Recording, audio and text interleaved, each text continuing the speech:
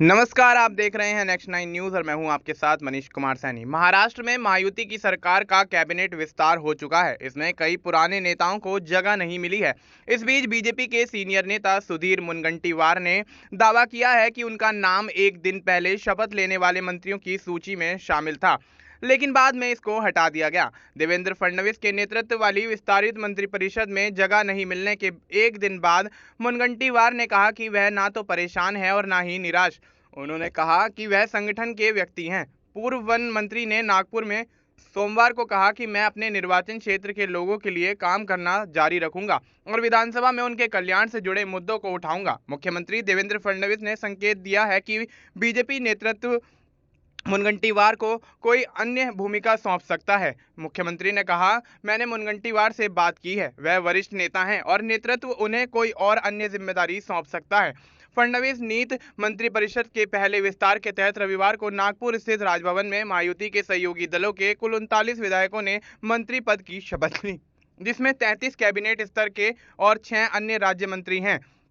BJP को 19 मंत्री पद मिले, जबकि एकनाथ शिंदे की अगुवाई वाली शिवसेना को 11 और अजीत पवार की राष्ट्रवादी कांग्रेस पार्टी यानी एनसीपी को 9 मंत्री पद मिले। मुनगंटीवार ने दावा किया है कि उन्हें पहले बताया गया था कि उनका नाम मंत्रियों की सूची में शामिल था।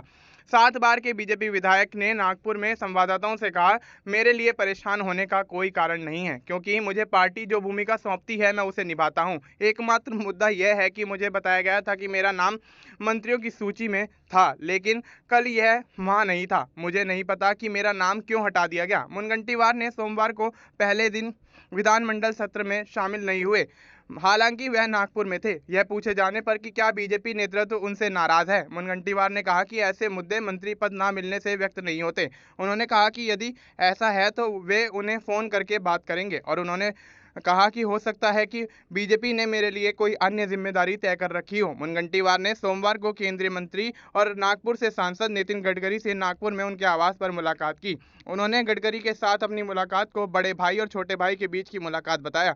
मुनगंटीवार ने कहा कि जब ऐसी चीजें सामने आती हैं तो मैं उनका मार्गदर्शन लेता हूं।